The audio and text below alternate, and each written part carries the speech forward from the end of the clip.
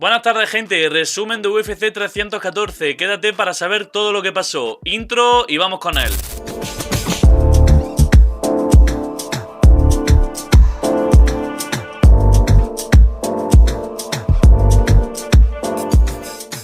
Comenzamos con la primera pelea del evento. Bueno, la primera no es, pero para mí sí que realmente es la primera pelea a comentar, ¿no? Entre Marco Tulio y Tresean Gore, o Tresean Gore, como se quiera pronunciar, ¿no? Marco Tulio, que ganaba en el segundo asalto por KO el peleador brasileño al peleador americano. Marco Tulio se coloca con un 14-1 ya con 2 victorias por finalización en la UFC, y Gore se queda con un 5-3. ¿Qué podemos decir de esta pelea? Marco Tulio me recuerda a peleadores tipo Jiri Prochazka, ¿no? Son peleadores que conectan mucho, que tienen un estilo muy... que te gusta verlo, muy atractivo, pero también son golpeados con facilidad, ¿no? Son peleadores que reciben castigo, y Gore no es nada del otro mundo. En cuanto se comienza a enfrentar a mejores nombres, vamos a ver que esos golpes que le van a ir entrando van a ser todavía más poderosos, mejores, y veremos a ver hasta dónde llega Marco Tulio, ¿no? Aquí en peso medio, que es una división que se ha renovado muchísimo con la llegada de gente como Imanov, Caio Borrallo, Antonio Hernández. Sí que es cierto que hace unos años decíamos que la división de peso medio necesitaba nombres, y sobre todo que estaba Adesanya, ¿no? Que le ganaba a todo el mundo. Pero con el paso del tiempo hemos visto cómo han ido entrando nombres interesantes. Yo creo que Marco Tulio puede ser uno de los próximos nombres interesantes que se cuele dentro de los rankings. Ya os digo, es un peleador que le golpean con cierta facilidad. Gore no es nada del otro mundo, una defensa muy básica, ningún tipo de cabeceo, nada. Tiene coraje porque seguía yendo hacia adelante a pesar de todo el castigo, pero poco más que añadir de esta pelea. Siguiente pelea, Julián Erosa contra Darren Elkins, el peleador, bueno, los dos son americanos. Darren Elkins con 40 años sigue entrando en la jaula, y la verdad que ojalá sea la última vez que entre por su bien, ¿no? Por su salud, porque... se lleva unas palizas. Bueno, el otro día se llevó una paliza increíble. Fue finalizado en el primer asalto por Erosa. Un Erosa que, bueno, ya lo dije, que es un peleador que puede ganarle a muchos, puede perder contra otros muchos, ¿no? Fue derribado en el primer asalto por Elkins, que, bueno, ya para que te derribe Elkins, así tiene que ser la cosa. Pero luego, más allá de ese derribo, Elkins recibió muchísimos golpes mientras estaba por encima en el suelo, en esa guardia cerrada de Erosa. Recibió muchísimos codazos, muchos golpes. Se quedó súper aturdido y solo intentaba ir a por las piernas de una manera muy poca técnica. Y Erosa castigando con codos, con golpes. Bueno, le dio una paliza. Creo que el árbitro para la pelea muy mal. Creo que la podía haber parado muchísimo antes y haberle ahorrado mucho castigo a Darren Elkins. No sé qué más añadir de esta pelea. Fue una finalización para Erosa, que creo que tampoco a Erosa le lleva a ningún lado, ¿no? Ganar a un veterano como Elkins. Probablemente pierda su próxima pelea, a la que le ponga un nombre un poquito mejor, y quizás sirva para eso, ¿no? Para elevar el estatus de alguien que venga por abajo. Pero pelea difícil de ver, ¿no? Porque Elkins estaba constantemente mareado, aturdido, recibiendo daño, y el árbitro la paró fatal para mí. Siguiente pelea, Chase Hooper contra Jim Miller. Pelea en la que Jim Miller tiene 41 años y Chase Hooper 25. Hay 16 años de edad. Creo que salieron en los datos de la UFC cuando presentan a los peleadores, que con esta diferencia de edad había un 69% de probabilidad de que ganara Chase Hooper. No probabilidad, sino que en el 69% de las ocasiones que se habían enfrentado a dos peleadores con tanta diferencia de edad, ganaba el más joven. Y aquí no fue diferente, aquí ganó Hooper. ¿Qué vimos de la pelea? Pues quizás vimos que Jim Miller es de los veteranos de la UFC, ¿no? De estos que tienen ya 40, 41 años, de los más competitivos que hay. Le dio buena pelea a Chase Hooper. No fue una pelea sangrienta, de golpes súper duros. No, fue una pelea de mucho scramble de lucha, transiciones de jiu-jitsu, que es donde los dos son muy buenos. Hooper demostró que en el striking es un poquito mejor. Demostró que en el jiu-jitsu es una máquina, al igual que Jim Miller, pero tiene 16 años menos. Y al final, pues se acabó imponiendo por eso, ¿no? Por ese dominio en el jiu-jitsu. Le tomó la espalda varias veces. Pero Jim Miller no se quedó ahí, ¿eh? Jim Miller tuvo varios intentos de finalización, sobre todo con alguna que otra guillotina bastante bien. Y fue una pelea que creo que un poco mancha en el currículum, ¿no? De Chase Hooper, ¿no? Se enfrenta a alguien mayor que él, 16 años, no logra finalizarlo. Es cierto que Jim Miller es muy duro, pero Hooper viene de ganar a Clay Guida también. Ahora contra Jim Miller le están poniendo gente muy veterana dentro de UFC, gente a la cual tiene que dar un golpe encima de la mesa y decir, vale, mira, te finalizo rápido y vamos por el siguiente porque yo estoy para algo más. Y sinceramente yo pienso que Hooper está para algo más, tal vez para alguna pelea con alguno de estos nombres que rondan el top 15 de peso ligero, quizás top 20, pero con la actuación del otro día quizás vimos que no está para tanto, ¿no? Hay que verlo contra alguien que no tenga ese estilo tan puro de jiu-jitsu, ¿no? como a Jim Miller, que al final entre los dos tuvieron mucho scramble y hicieron una pelea para el que le guste el jiu-jitsu, el grappling y tal, muy bonita, pero para el espectador medio de UFC que busca striking y busca tal, fue una pelea un poco meh. Entonces vamos a ver cuál es la siguiente pelea de Hooper. Yo espero que le den a alguien ya competitivo. Obviamente Jim Miller es competitivo, pero alguien que esté cerca de los rankings, alguien que realmente sea un desafío, ¿no? Que no tenga 41 años y la matrícula del inserso ya, ¿no? Esperemos a ver la próxima pelea de Chase Hooper. Siguiente pelea, una pelea que es eliminatoria al título, ¿no? Y que aún así no la encontramos en preliminares, ¿no? La brasileña Virna Jandiroba, que sube a 22-3, o sea, tiene un currículum, tiene un registro de peleas muy bueno, un récord de 22-3 es muy bueno, contra la peleadora china Zhang Xiaonan. Para mí fue una sorpresa, ¿no? Pensaba que Zhang Xiaonan, que es una de las retadoras más fuertes de Zhang Weili, iba a ganar, no fácil, pero iba a ganar bien. Y en cambio nos encontramos una Virna Jandiroba que demostró que está para pelear el título y hacerle frente a Zhang Weili de buena manera, ¿no? No simplemente ir a hacer la pelea por el título, llevarme el cheque y para casa, ¿no. Creo que es una de las retadoras más sólidas que hemos tenido en los últimos tiempos, ya que yo pensaba que Zhang Xiaonan era la que estaba destinada a destronar a Zhang Weili, pero no ha sido así. Perdió con Zhang Weili. Bueno, Zhang Weili es que es una máquina. No sé si Virna Jandiroba le pondrán apuro o no. Pero bueno, yo pensaba que Zhang Xiaonan era de las que más le podía complicar las cosas, pero hemos visto que no. Encima pierde con Jandiroba. Una Jandiroba que tiene un estilo muy bueno de jiu-jitsu, que creo que por ahí puede ser que le complique las cosas a Zhang Weili, ¿no? En el momento en el que ella empieza a buscar esa entrada de derribo. Una pelea 5 asaltos, es cierto que es más larga, pero tal vez te puede robar 1 o 2 rounds con control de espalda. Te busca la lucha, te busca el jiu-jitsu, hay un mal scramble, te toma la espalda y no se baja de ahí. Jandiroba es muy buena tomando la espalda. Tiene un control muy potente, tiene el triángulo de las piernas cuando te lo cierra el cuerpo súper fuerte. Y habrá que esperar, ¿no? A ver si le dan la siguiente pelea contra la campeona. Yo espero que sí. Esta pelea era eliminatoria al título y va a ser la siguiente en la línea.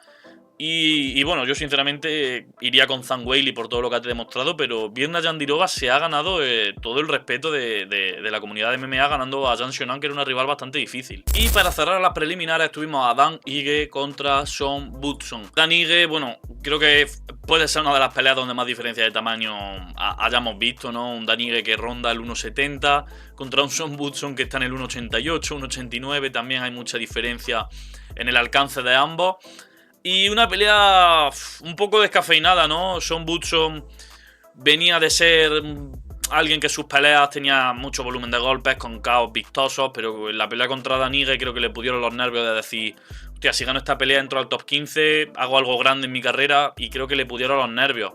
Dan Ige, en cambio, se mostró muy calmado, muy paciente, sabiendo que es el gatekeeper, sabiendo que es el que tiene todo por perder, ¿no? Estaba defendiendo su puesto en los rankings. Además, sabiendo que Sean Woodson es alguien que tiene poder en las manos, que encima le sacaba muchísimo alcance. Lo iba a tener difícil en el striking, pero vimos un Ige muy cerebral, ¿no? Vimos un primer asalto de muchísimo tanteo, un primer asalto donde Dan Ige parecía que estaba buscando su distancia, y así fue.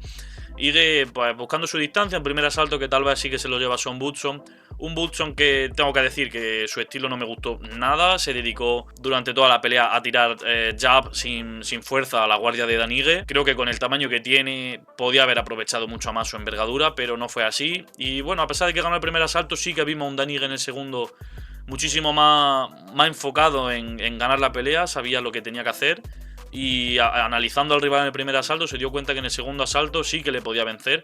Y así fue, entró, iba hacia adelante, lo llevaba contra la reja, tuvo control en la reja, los mejores golpes fueron de Dan Ige. Y llegamos al tercer asalto donde Dan Ige pone una marchita más y acaba con Sean Woodson por una parada del árbitro, una parada para mí nefasta. Es cierto que Dan Ige estaba conectando buenas manos ya que tenía Woodson en la reja, y Woodson decide entrar a derribar, fatal por cierto, sin bajar ni siquiera la rodilla, y mientras está intentando derribar, Dan Ige le conecta a golpes sin parar, pero está totalmente consciente, no ha habido ningún golpe súper duro, y justo cuando se va a levantar, cuando va a abandonar ese intento de derribo, el árbitro decide parar la pelea, que es justo cuando Woodson está demostrando que está bien, que está consciente, y acaba de escapar de esa zona donde estaba recibiendo castigo. Para mí una pelea que Sean Woodson podría haber dado mucho más, y más jugándose lo que se jugaba, que era entrar en el top 15 de la división. Y Ige, por su parte, pues muy bien, lo vimos bastante fino, bastante afilado, muy buena forma física. ¿Qué es lo siguiente para Ige? Pues ha pegado muchísimo bajón, estaba ahora en el top 15, pero aún así le dio muy buena pelea a Diego López cuando pelearon. Creo que lo más justo para Dan Ige sería darle una pelea contra alguien importante o que haya sido importante en la división, como por ejemplo es Josh Emmett, ¿no? Josh Emmett viene de una derrota, creo que es una pelea que casa bastante bien. Y puede ser la siguiente que veamos. Primera pelea de la cartelera principal y no podía empezar mejor, ¿no? Teníamos a un ex retador al título como es Dominic Reyes, alguien que ha estado pasando por una racha fatal, pero que ahora mismo venía con dos victorias consecutivas, 2 victorias por finalización ante Ryan Spann y ante Anthony Smith. Y se enfrentaba a Nikita Krylov, el peleador ucraniano, que venía de su última pelea a ser en 2023, o sea que ha llovido. También contra Ryan Spann, también lo finalizó. Y se estarían enfrentando a ambos en esta primera pelea que abría la cartelera principal de UFC 314, en lo que iba a ser un duelo de striker. ¿Qué pasó? Que fue así, un duelo de striker, ¿no? Yo sinceramente pensaba que Krylov iba a ganar a Reyes por el mero hecho de que Reyes, la mandíbula, ya no tiene mandíbula, ya cualquier golpe que le entre le va a hacer muchísimo daño a Reyes, lo pone a dormir. Pero nos encontramos con todo lo contrario, ¿no? Un golpe de contra por parte de Reyes hacia Krylov cuando este iba hacia adelante, que lo dejó totalmente seco, ¿no? Mucha gente por redes sociales y demás ha hecho la comparación con el KO de McGregor a José Aldo y la verdad que son KO muy similares, ¿no? Entra Krylov y Ryan lo recibe de contra y lo manda a dormir de un golpe seco. Yo sinceramente le tenía un poquito más esperanza a Krylov, pero tal vez esos 2 años de inactividad se han notado bastante, se han notado. Y bueno, lo siguiente para Ryan, ¿no? Ryan, que es un peleador muy querido desde aquel robo contra John Jones. Pues hoy que es martes se han actualizado los rankings. Ya sabes que a mí me gusta traer el resumen los martes por este hecho, ¿no? La actualización de rankings. Y Dominic Reyes ha subido hasta el número 8 de la división de peso semipesado. A mi parecer, un buen rival sería Alexander Rakic, que viene de derrota. Khalil Rountree Jr., que está el número 7, creo que ya se había anunciado que iba a pelear contra Yamaha Hill. Pero si no, sería una buena pelea. Quizá un Volkanov Oezdemir, que creo que también venía de derrota. Ponerle a alguien de más abajo cuando viene así en ascenso y tal vez no le quede muchas peleas a la compañía, yo no lo veo, pero si se diera la pelea, creo que Johnny Walker es alguien que vende mucho y que también es muy atractivo. Y también, al igual que Dominic Reyes, tiene 0 mandíbula, con lo cual veríamos un KO en el primer asalto seguro. Sería una pelea que la vería muchísima gente, sería viral, etcétera. Pero bueno, yo creo que Rakic puede ser la siguiente pelea. Ya alguien más arriba de ahí no lo veo. Quizá Blachowicz, ¿no? Quizá Blachowicz, que viene de derrota contra Carlos Ulberg. Sería una pelea interesante de ver contra Blachowicz, aunque estando el número 5 yo creo que es mucho aspirar para Dominic Reyes ahora mismo. Y yo creo que el número 6, Alexander Rakic, estaría bastante bien para él. Vamos con la pelea de uno de los nombres que más fuerte están sonando recientemente, ¿no? Uno de los Fighting Nerds, Jan Silva, que ganaba a Bryce Mitchell en el segundo asalto por una ninja choke. La verdad que ya era la segunda que intentaba, creo, en la pelea. Y le valió a Jan Silva para ganar el bono por actuación de la noche, ¿no? Una pelea que desde el primer momento vimos a Jan Silva que podía ir a medio gas, que le iba a ganar a Bryce Mitchell, ¿no? Se estaba riendo en todo momento. Bryce Mitchell, el caso que salió con un plan que yo no me esperaba, ¿no? Que era mantenerse en pie y patear. Buscó mucho el pateo, conectó mucho a las piernas, pero ya os digo, Jan Silva estaba riéndose, no le importaba. Y él sabía que cuando pusiera la directa iba a ganar a Bryce Mitchell y de hecho así fue. Ya en el primer asalto conectó un par de manos que hicieron replantearse varias cosas a Bryce Mitchell, ¿no? Que es lo que dije, que el estilo de pelea que peor le viene a Bryce Mitchell es los pegadores, como Ilia Topuria, lo que le pasó, ¿no? Un puñetazo fuerte en la cabeza y Bryce Mitchell se le olvida todo lo que tiene que hacer. Y vemos un Jan Silva buscando el highlight, ¿no? De hecho, consigue una sumisión ante el grappler de la división. Y la verdad que estamos viendo un Jan Silva que se ha posicionado hoy como el número 11 de los rankings. A Bryce Mitchell lo han sacado directamente de los rankings. Y un Jan Silva que la verdad que está en boca de todo el mundo. Tiene muchísimo marketing detrás, es súper mediático. Además de dar muy buenas peleas, las cosas como son. Y es que tal vez lo próximo para Jan Silva, que es un top 5 quizá. Porque delante suya tiene a Josh Emmett, que no creo que le den la pelea contra Josh Emmett, porque están el 11 y el 10. Creo que los méritos que está haciendo Jan Silva y mediáticamente es para darle algo superior. Tiene delante a Sterling, que creo que sería una pelea muy buena para Jan Silva, una pelea sobre todo muy ganable también, y creo que mediáticamente podrías ponerle todavía aún más, ganarle a un ex campeón, y además Sterling, que ha sido un campeón campeón muy sólido. Seguidamente también tiene a Lerone Murphy, un Lerone Murphy que él ya dijo que estaba pensando en el título después de ganar a Josh Emmett. Para mí eso es venirse arriba por parte de Lerone Murphy, ¿no? Un peleador que también nos parece que un poquito, que le falta algo para llegar a ser campeón. Y en el número 7 nos encontramos a Brian Ortega, un Brian Ortega que creo que dijo que iba a subir a peso ligero, pero no se sabe, de momento todavía no se sabe nada, no se ha pronunciado. Pues quizá una pelea con Brian Ortega o Sterling sea muy mediática, ya que ambos han sido, en el caso de Sterling, campeón, y en el caso de Brian Ortega ha sido retador al cinturón. Sería una pelea muy mediática, los dos son muy buenos peleadores y una pelea muy ganable para Jan Silva. Ya os digo, el año que viene, Jan Silva se mantiene este ritmo, el año que viene va a estar peleando por el título. Creo que le quedan... Una quizás es poco, pero... A ver, bueno, depende. Si ahora de repente le meten un top 3, un top 4, sí sería una pelea, pero yo creo que le quedan 2 peleas para llegar al título. Y nada, creo que Jan Silva va por todas, vamos, va por todas. Siguiente pelea, Jair Rodríguez contra Patricio Pitbull. Pelea que tenía ganas de ver por ver cómo llegaba Patricio Pitbull a UFC, ¿no? Es uno... Para mí es, creo, el mejor peleador de la historia de Bellator. Y tenía interés en ver cómo llegaba a su etapa en UFC. Viene ya con 37 años. 37 o 38, no lo sé seguro. Se enfrentaba a un Jair Rodríguez que estaba el número 5 del ranking. Y voy a pasar un poquito rápido por esta pelea porque a mí fue un poquito de decepción. Patricio Pitbull viene ya con una edad, a ver, decepción... No muy grande, pero sí que es cierto que Patricio Pitbull viene ya con una edad, no es el Patricio Pitbull que habíamos visto siempre, ¿no? Se mostró, pues no sé si nervioso por estar debutando en UFC o algo. Obviamente un tío que tiene más de 40 peleas, que ha sido campeón en Bellator, que ha hecho todo, no creo que tenga nervios para estar debutando en UFC. Y enfrente tuvimos un Jair Rodríguez pues con su estilo característico de pateo, de buscar una patada, un highlight.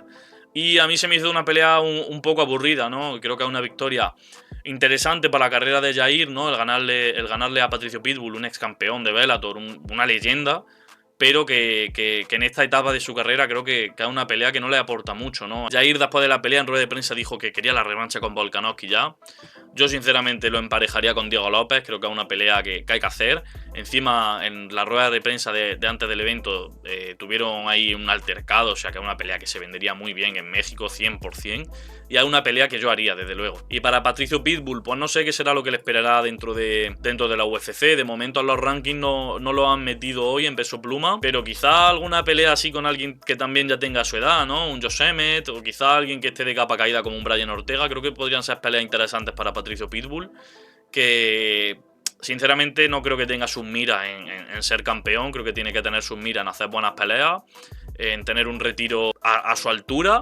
Y poco más, la verdad. Co-main event de UFC 314, Paddy Pimblett contra Michael Chandler. Una de las peleas que para mí fue un poco decepción de la noche y sorpresa. Aparte, igual les diría yo, ¿no? Paddy Pimblett ganó el bono por actuación de la noche. Vimos un Paddy Pimblett que sinceramente estaba muy grande, físicamente en un estado de forma increíble, muy grandón. Se le vio, aparte de que es más alto que Michael Chandler, pero se le vio muscularmente muy grande, muy buen nivel muscular, ¿no? Digo decepción por parte de Michael Chandler, ¿no? Michael Chandler es cierto que todas las peleas que le hemos visto en UFC, exceptuando Dan Hooker y Tony Ferguson, han sido derrotas, pero por lo menos han sido derrotas en las que Michael Chandler ha dado espectáculo, en las que Michael Chandler ha dado guerra.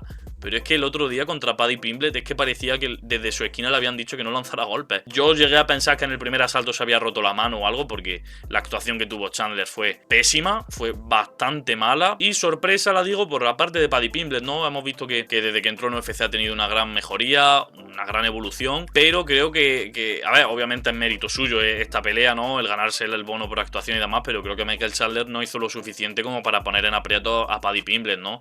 Vimos un Michael Chandler que le dio mucha guerra a Charles Oliveira hasta el punto de que casi le gana. Vimos un Michael Chandler que también le dio muchísima guerra a Dustin Poirier. Y el Chandler del otro día parecía que no tenía ganas de pelear contra Paddy Pimblett. No sé, fue una pelea a mi parecer un poco extraña, porque no vimos al Chandler que conocemos. En striking Paddy se mostró superior, es mucho más grande, manejó muy bien la distancia, eso hay que decirlo. Aunque su golpe en el striking, pues como siempre, deja muy descubierta la cabeza. Aunque Chandler no lanzó ninguna de esas bombas como muchas veces hace y conecta, pero es que ni las lanzó. No es que no conectara, es que ni las lanzó.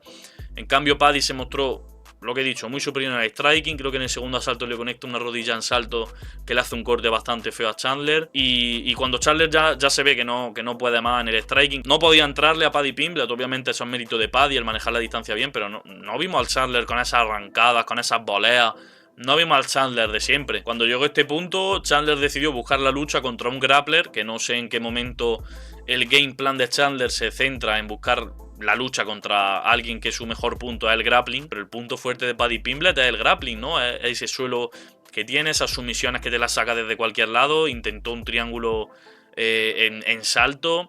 O sea que el punto fuerte de Paddy no es el striking, el punto fuerte de Paddy es el grappling, y aún así Chandler decidió que era buena idea intentar derribar a Paddy Pimblett. Pues la pelea acabó con Paddy en la montada, golpeando a Chandler y el árbitro parando la pelea. Para mí fue una decepción.